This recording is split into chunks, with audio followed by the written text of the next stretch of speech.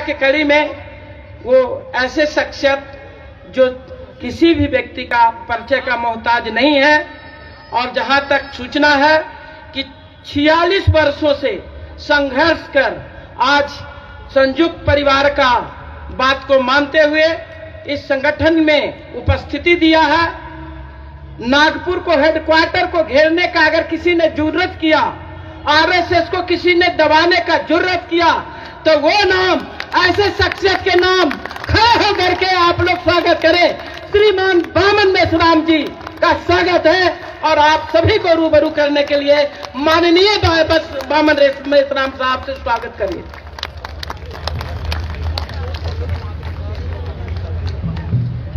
साथियों,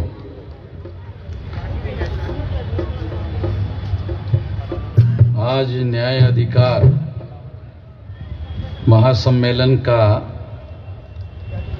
6 और 7 दिसंबर को तमाम संगठनों के कार्यकर्ताओं के द्वारा इकट्ठा आकर आयोजन किया गया है। तमाम संगठन के कर्ता धर्ता मंच पर उपस्थित है। बहुत खुशी की बात है। सभी लोगों को इस बात से खुशी होनी चाहिए कि जो लोग अलग अलग संगठन बनाकर समाज में लड़ाई लड़ रहे हैं, वो लोग सारे के सारे इकट्ठा होकर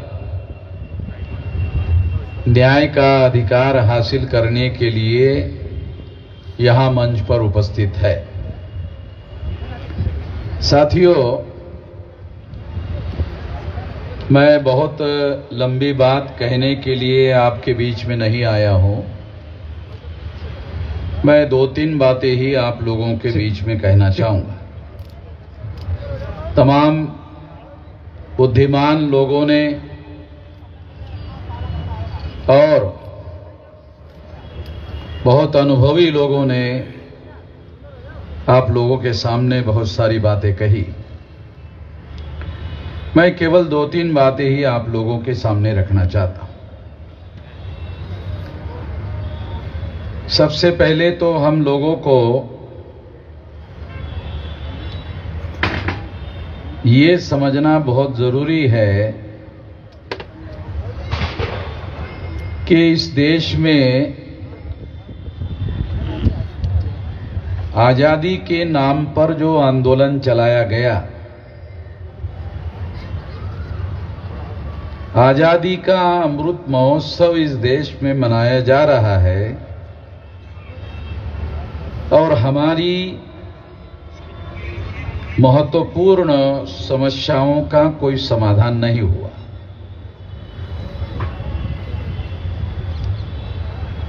देश को चलाने वाले जो लोग हैं वो अमृत महोत्सव मना रहे हैं, मगर हम लोगों को इसके बारे में सोचना चाहिए, विचार करना चाहिए कि आजादी को हासिल करके 75 साल हो गए, मगर हमारी सामाजिक, आर्थिक, राजनीतिक समस्याओं का कोई समाधान हुआ नहीं। और अगर समाधान नहीं हुआ तो मैं ऐसा मानता हूं कि जो इस देश के बहुसंख्यक लोग हैं वो बहुत सालों तक कांग्रेस से उम्मीद लगाकर बैठे थे कि ये लोग हमारी समस्याओं का समाधान करेंगे,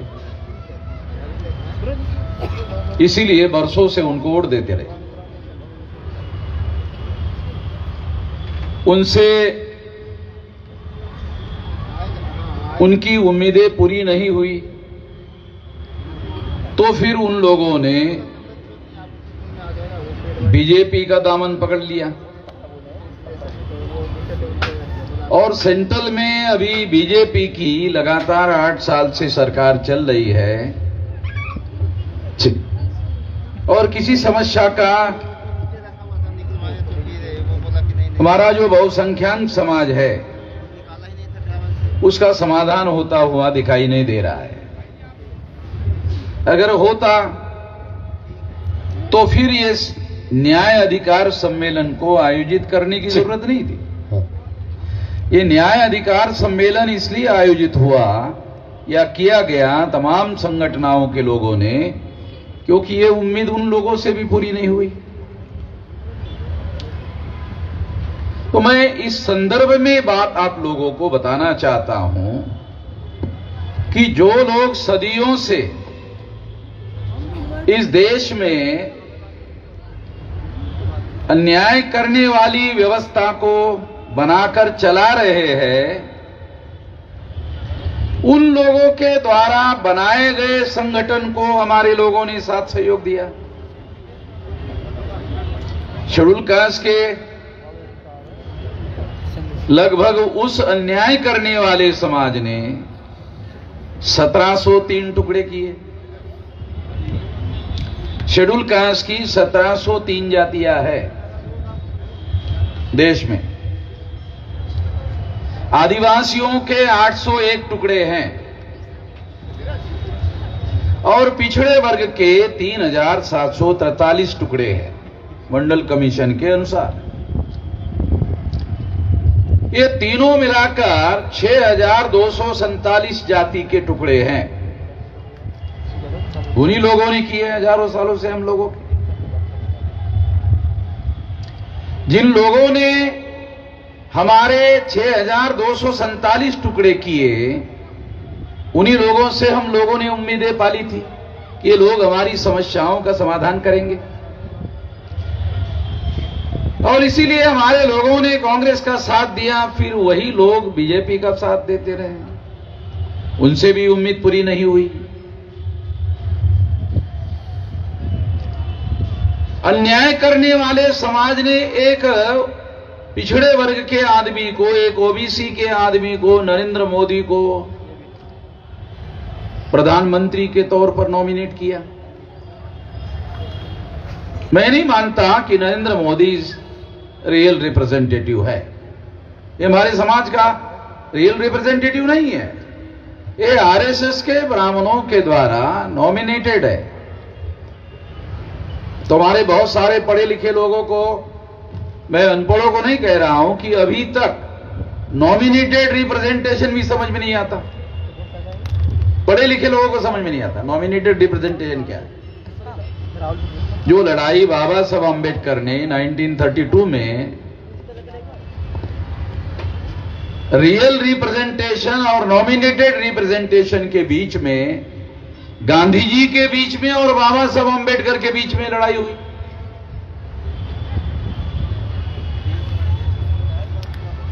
हम बाबा साहब का नाम तो लेते रहते हैं और जयकारे भी बहुत लगाते रहते हैं, जय जयकार भी बहुत करते रहते हैं, मगर बाबा साहब अम्बेडकर की और गांधी जी के बीच की लड़ाई क्या थी, इसको जाने बगैर ही हम आज की लड़ाई लड़ना चाहते हैं। मुझे तो नहीं लगता इस तरीके से लड़ाई लड़ी जा सकती। जो कौम इतिहास से सबक नहीं सीखता, वो काम कभी अपना आंदोलन, स्वाभिमानी आंदोलन नहीं चला सकता, आत्मनिर्भर आंदोलन नहीं चला सकता, अपने बल पर आंदोलन खड़ा नहीं किया जा सकता, अगर इस इतिहास को आप जानते नहीं हैं। 1932 को नॉमिनेटेड रिप्रेजेंटेशन और रियल रिप्रेजेंटेशन, इसके बीच की जो लड़ाई है, बाबा साहब अम्बेडकर और गांधी के बीच में लड़ाई थी। और बाबा साहब अम्बेडकर शेड्यूल कास्ट और शेड्यूल ट्राइब के लिए रियल रिप्रेजेंटेशन का 17 अगस्त 1932 को अधिकार हासिल करने में कामयाब हुए थे। कितने पढ़े लिखे लोगों को यह बात जानकारी है कि गांधी जी ने इस अधिकार को आमरण अनशन करके छीन लिया? कितने पढ़े लिखे लोगों को पता है? और अगर पता है तो वो पता होना क्या आज के तारीख में जो 131 मेंबर पार्लियामेंट शेड्यूल कास्ट और शेड्यूल ट्राइब के वर्तमान पार्लियामेंट में चुनकर गए हुए हैं, और जिसमें 76 मेंबर पार्लियामेंट शेड्यूल कास्ट और शेड्यूल ट्राइब के, भारतीय जनता पार्टी के 303 मेंबर पार्लियामेंट में शेड्यूल कास्ट और शेड्यूल ट्राइब के लोग शामिल हैं, जो बीजेपी की सरकार बनाने में लगे हुए हैं, उस सरकार को चलाने में लगे हुए हैं, जिसको हमारे पढ़े लिखे लोग, विधायक जी, सांसद जी, यानी आप लोग अपने लोगों को जगाते भी रहोगे, और दलालों और भड़वों को, जिनको बाबा साहब आंबेडकर ने और Gandhi and Congress of done to untouchable नाम की किताब में दलाल और भड़वे कहा, उनको आप सांसद जी भी कहते रहेंगे, आप विधायक जी भी कहते रहेंगे, और आपको इस बात का मलाल भी होगा कि यहां लोग उपस्थित नहीं है। अरे लोग उनके साथ जाएंगे, इलेक्टेड मेंबर पार्लियामेंट के सांसद जी के साथ जाएंगे, विधायक जी के साथ जाएंगे, कि आपके साथ आएंगे, कफल्लक लोगों के साथ में, उनके साथ जाएंगे ना, उनके साथ जाएंगे। जब तक आप उन दलालों और भड़वों के बारे में, जिनको बाबा साहब आंबेडकर ने what Gandhi and Congress have done to untouchable में दलाल और भड़ुआ कहा, आप कह सकते हो? जो बाबा साहब आंबेडकर ने लिख कर रखा, वो कहने की भी आप लोग जरूरत नहीं करते हो। तो लोग जागृत कैसे होंगे? उनसे लोग कटेंगे तो यहां मैदान में आएंगे, उनसे जुड़े रहेंगे तो आपके मैदान में कैसे आएंगे? तो क्यों आएंगे? सांसद के पास जाएंगे ना, विधायक के पास जाएंगे, आपके पास क्या आएंगे? क्या है? अगर आपने पुलिस चौकी में टेलीफोन किया तो पुलिस चौकी वाला आपकी सुनता नहीं है, उसकी सुनता तो है कम से कम सांसद की और विधायक की, उसके साथ जाएंगे।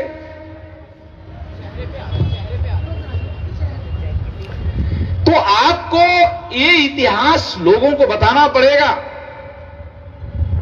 यही वजह है जिसकी वजह से हम लोग सारे देश भर में ये कह रहे हैं कि आजादी का आंदोलन नहीं था। यदि आजादी के आंदोलन का नायक हमारे लोगों को आने वाले आजादी में और आने वाले लोकतंत्र में रियल रिप्रेजेंटेशन का अधिकार देने के लिए तैयार नहीं है, उसके विरोध में आमरण अनशन करने के लिए तैयार है, उसको आप लोगों ने आजादी के आंदोलन का नायक माना।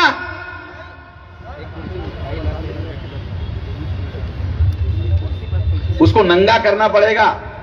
वैसे तो वो आधा नंगा ही है, थोड़ी आधी कोशिश करनी पड़ेगी, ज्यादा कोशिश नहीं करनी पड़ेगी। आधी कोशिश करने के लिए भी आप राजी नहीं है। आप अपने लोगों को इसके लिए जागृत नहीं करोगे तो आपके साथ जो उनके साथ लगे हुए हैं, अरे आपके साथ आएंगे कैसे जब तक उनसे आप लोग अलग नहीं करोगे? उनसे उनको अलग करना पड़ेगा तो फिर यह मैदान भरेगा। क्यों नहीं भरेगा?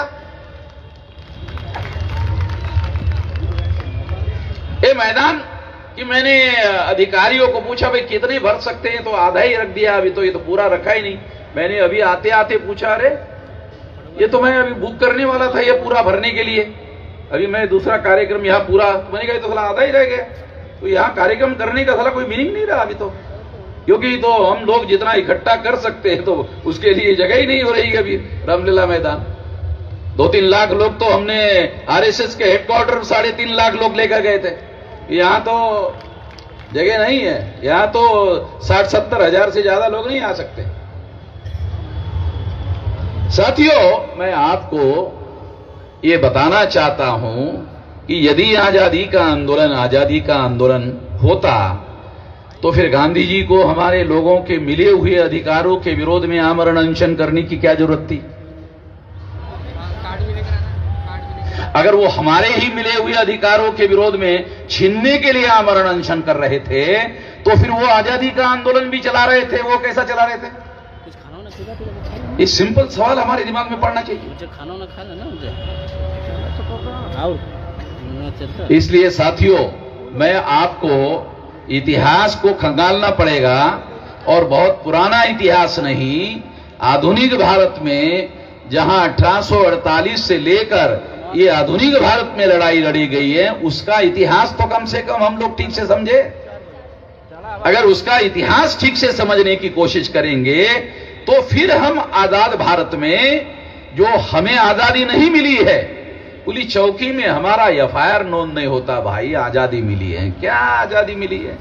हमारे लोगों को आदिवासी इलाके में 500 आदिवासियों को एफआईआर नोंद करने के लिए जाना पड़ता है, जो सुप्रीम कोर्ट कहता है कि यह संवैधानिक अधिकार है, एफआईआर संवैधानिक अधिकार है। वो एक आदमी पुलिस चौकी में जाकर नोंद कर ले तो नोंद होना चाहिए, नहीं होती। काहे की आजादी है? इसको आजादी कहा जा सकता है? इस देश में आपके इलेक्टेड रिप्रेजेंटेटिव है 131 मेंबर पार्लियामेंट और 1000 से ज्यादा एमएलए है पार्लियामेंट में, उनको कोई बोलने नहीं देता। अरे आपकी छोड़ो, आपके इलेक्टेड रिप्रेजेंटेटिव को पार्लियामेंट में कोई बोलने नहीं देता। जब आपके इलेक्टेड रिप्रेजेंटेटिव को बोलने नहीं देता कोई, और लोकसभा का सभापति ही उनको रोकता है। हीरालाल परमार का नाम सुना? 82 में संसद में, जब 82 में रिजर्वेशन विरोधी आंदोलन हुआ था गुजरात में, तो वो संसद में बोलना चाहता था, तो सभापति ने कहा, परमार जी आपकी कांग्रेस पार्टी ने आपका नाम बोलने के लिए नहीं दिया है, आप नहीं बोल सकते।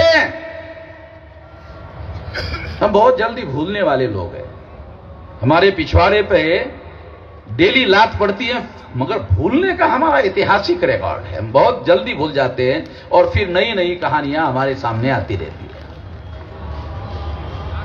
साथियों, एक तो ये बात हम लोगों को, ये जो 1848 से लेकर 1956 तक का जो आधुनिक भारत का इतिहास है, अगर उसे ही ठीक से समझ लो, बहुत पुराना 2-3 हजार साल का छोड़ो, ये भी अगर इतिहास ठीक से समझ लो और समझकर उसके सबक लेकर अगर आप अपने लोगों को जगाने का काम करो, तो लाखों लोग ये मैदान पर इकट्ठा हो सकते हैं। क्यों नहीं हो सकते?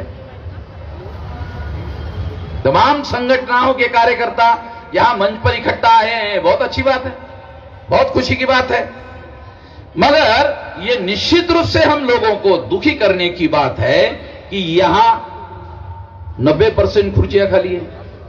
निश्चित रूप से हम लोगों को दुखी हैं। तो जो केंद्र सरकार चलाने वाले बीजेपी और आरएसएस के लोग हैं, क्या मैसेज गया यहां से? बहुत गलत मैसेज गया, बहुत दुखी करने वाला मैसेज गया। उनका हौसला बढ़ता है इस वजह से, हमारे दुश्मनों की हिम्मत बढ़ती है इससे। तो ये हमारी समस्या है और ये समस्या रहेगी। एक तो ये बात मैं आप लोगों को बताना चाहता हूं। दूसरी बात मैं आप लोगों को बताना चाहता हूं, क्योंकि मैं 3 ही बात बोलूंगा। दूसरी बात यह कि हम लोगों को इस देश में परिवर्तन करने के लिए आंदोलन चलाना होगा।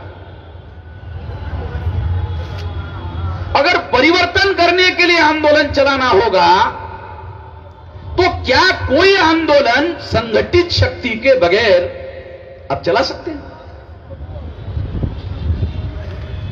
क्योंकि आपकी इस देश में जो 6247 जाति के टुकड़ों में बांटकर इस देश की जो ब्राह्मणिकल सोशल ऑर्डर बनाई गई है, उस व्यवस्था को बदलने के लिए, उस व्यवस्था का परिवर्तन करने के लिए आपको इस देश में आंदोलन चलाना होगा। वो है आपकी मूल समस्या।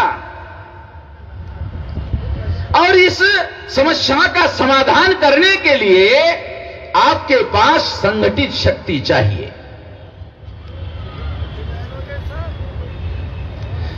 आपके पास संगठनाएं हैं, संगठित शक्ति नहीं। क्योंकि यहां तो हमारे तमाम जो लीडर है, उन लोगों की संगठनाएं तो है, नहीं है ऐसा थोड़ी है, मगर संगठित शक्ति नहीं है। जब काशीराम जी ने, क्योंकि काशीराम जी ने पहले महाराष्ट्र में काम शुरू किया था, तो महाराष्ट्र के लोग उनको बोलते थे, आप लोगों को मालूम नहीं है, क्योंकि हम लोग उस समय काम करने वाले लोग कार्यकर्ता थे, तो हमें मालूम है। लोग महाराष्ट्र के उनको क्या बोलते थे कि ये रिपब्लिकन पार्टी के जो टुकड़े हैं, उसको आप इकट्ठा करो। काशीराम जी ने नहीं माना। वो बोलते थे कि उन टुकड़ों को इकट्ठा करो, लोग बोलते थे। तो उन्होंने, काशीराम जी ने इस बात को नहीं माना। उनका कहना था कि इनको इकट्ठा करने के लिए मैं जितना समय लगाऊंगा, होगा कि नहीं होगा नहीं बोल सकते, क्योंकि बहुत पहले दूसरे लोग भी कोशिश कर चुके हैं। उससे बेहतर तरीका है जनता को जगाकर इकट्ठा करना। मैं आपको हिस्टोरिकल बात बता रहा हूं, सबूत के आधार पर बता रहा हूं। तो उन्होंने दूसरा रास्ता अपनाया। कौन सा? जनता को जगाकर इकट्ठा करने का। आप लोगों ने नेताओं को इकट्ठा करने का काम किया, अच्छा काम किया, वैसे गलत नहीं है ये, अच्छा काम। जो काशीराम जी ने इसको अच्छा नहीं माना, आप लोगों को थोड़ा हिस्टोरिकल फैक्ट बता रहा हूं, ये रास्ता सही नहीं है, ऐसा काशीराम जी का मानना था। इससे हमारा कुछ होगा नहीं, इससे समाधान नहीं होगा। अभी भी कुछ लोग ये बोल रहे थे, एक लड़की बोल के गई कि अब यहां हमारे संगठनकर्ता नेता लोग इकट्ठा तो हो गए, कल क्या होगा? यकीन नहीं होगा लड़की का, यकीन नहीं है हमारे ऊपर विश्वास नहीं है लड़की का। तो वो, मैं उसको गलत नहीं मानता। जिस लड़की ने अपनी बात कही, उस लड़की को मैं गलत नहीं मानता। तो इसलिए मैं आपको यह बात कह रहा हूं कि काशीराम जी ने महाराष्ट्र के लोगों की बात को नहीं माना और उन्होंने जनता को जगाकर इकट्ठा करने का काम किया, उसमें उनको सफलता मिली। काशीराम जी को उसमें सफलता मिली। अगर काशीराम जी को सफलता मिली तो मुझे लगता है कि ये सफलता हासिल करने वाला रास्ता है, इसको दूसरे लोग भी अपनाकर सफल हो सकते हैं। एक तो ये बात मैं आप लोगों को बताना चाहता हूं, लंबी बात किए बगैर। तीसरी बात, ये तीसरी कहकर समाप्त करना चाहता हूं।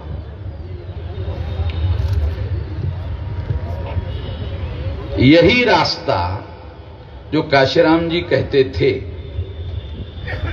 या वो करते थे, हम लोग वही कर रहे हैं। हम लोग वही कर रहे हैं और आज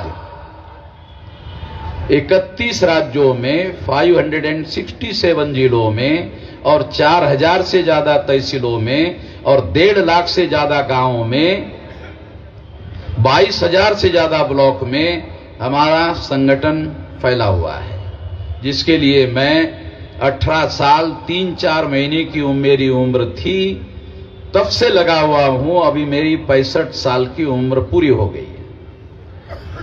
तो इसमें हमने इतना लंबा समय, लगभग 5 दशक संगठन निर्माण करने के लिए लगाया। आप लोगों ने केवल इतना ही देखा और सुना कि 3.5 लाख लोग आरएसएस के हेडक्वार्टर पर गए थे, इतना ही आपने देखा और सुना। आपको यह मालूम नहीं कि ये यकाएक कैसे हो गया। तो यकाएक नहीं हुआ, इसके पीछे 5 दशक की लंबी जद्दोजहद है और इतना बड़ा संगठित शक्ति का निर्माण हम लोगों ने किया, जो काशीराम जी ने रास्ता बताया।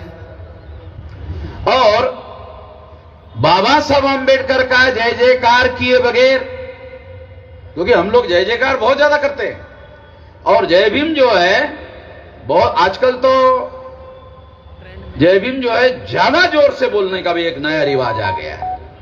मतलब धीरे से बोलने के बजाय ज्यादा जोर से। एक दूसरा एक नया रिवाज आ गया, कौन सा? जय जय जय जय जय जय जय जय जय भीम। ये भी एक नया रिवाज आया। मैं दोनों में से कोई भी नहीं करता, दोनों में से एक भी काम नहीं करता। मैं यहां ऐलानिया बोल रहा हूं, ये बोलने के लिए थोड़ा सुनने वाले लोगों को अच्छा नहीं लगता, मगर फिर भी मैं यही जोखिम और खतरा लेकर भी बोलते रहता हूं। क्यों?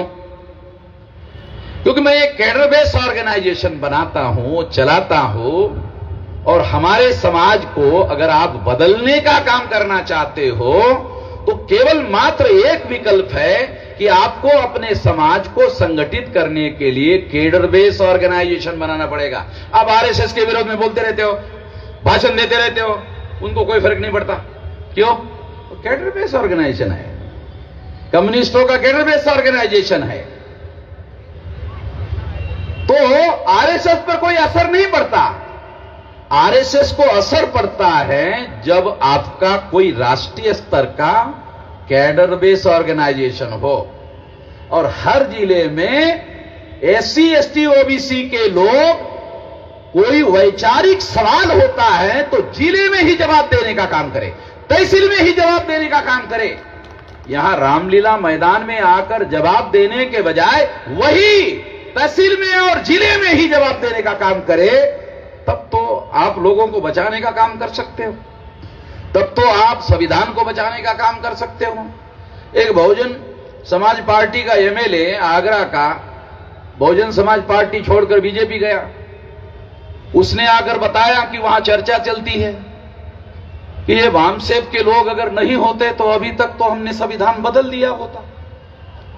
वो एमएलए वहां आगरा का बीएसपी छोड़कर गया बीजेपी में, तो वहां मीटिंग में चर्चा होती है तो उसने आकर बताया, तो हमारे लोग उसके पास चंदा मांगने के लिए गए थे, तो है नहीं आपको चंदा नहीं देंगे। जब वहां संविधान बदलने की बात के रेफरेंस में वामसेप का नाम आया और कहा कि वामसेप नहीं होता ना तो अब तक तो बदल दिया होता, वो वापस आकर टेलीफोन किया हमारे लोगों को कि जरा आ जाओ, तो कहा क्यों? वो चंदा लेके जाओ। चंदा मांगने के लिए गया तो दिया नहीं। जब उसने अंदर जाके बीजेपी वालों से सुना ना, तब जाकर हमारे आदमी की अकल जो है, ये कौन लड़ रहा है, मैं आपको बताना चाहता हूं, समझाना चाहता हूं कि हमारे समाज की लड़ाई अगर आप वास्तव में लड़ना चाहते हो और बदलना चाहते हो और यहां आकर केवल भाषण नहीं करना चाहते हो, यहां बहुत जोर जोर से अगर मान लो आप भाषण कर लोगे और ये समझ लोगे कि इससे आपका दुश्मन डर जाएगा, आपका दुश्मन पर प्रभाव पड़ेगा, इससे कुछ नहीं होने वाला। बहुत ज्यादा ताकत और बहुत ज्यादा शक्तिशाली लोग हैं और कांग्रेस वाले बीजेपी के विरोध में, बीजेपी वाले कांग्रेस के विरोध में ये बोलते रहेंगे, मगर संसद में गले भी मिलते रहेंगे, संसद में गले भी मिलते रहेंगे। राहुल गांधी को आपने, नरेंद्र मोदी को संसद में गले मिलते हुए देखा होगा, देखा नहीं देखा होगा तो अभी भी यूट्यूब पर अवेलेबल है, देख लेना थोड़ा सा घूम घाम करके। तो मैं आपको यह बताना चाहता हूं कि आपको अपने समाज को परिवर्तन के दिशा में अगर लेके जाना है और व्यवस्था अरे सारे देश भर में फैली हुई है गैर बराबरी की, अन्याय करने वाली गैर बराबरी की व्यवस्था फैली हुई है, तो आपके पास राष्ट्रव्यापी संगठन चाहिए और उस संगठन की संगठन शक्ति चाहिए। उसके आधार पर आप बदलाव का, उसके आधार पर आप परिवर्तन का काम कर सकते हो। यहां भाषण करके बदलाव हो जाएगा, मुझे नहीं लगता कि ऐसा हो सकता है। मुझे इस पर यकीन नहीं है, मुझे इस पर विश्वास नहीं है।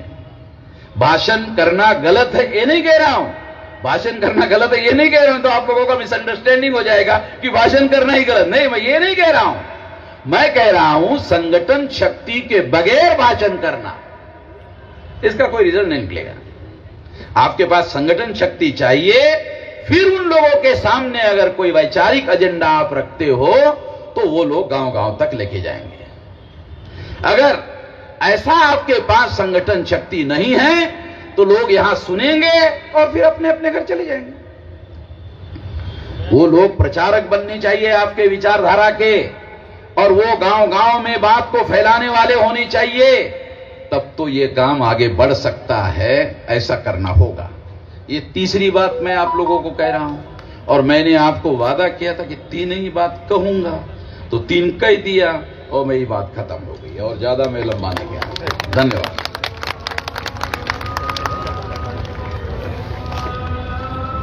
बहुत बहुत धन्यवाद सर आपका। अब मैं अगले वक्ता के रूप में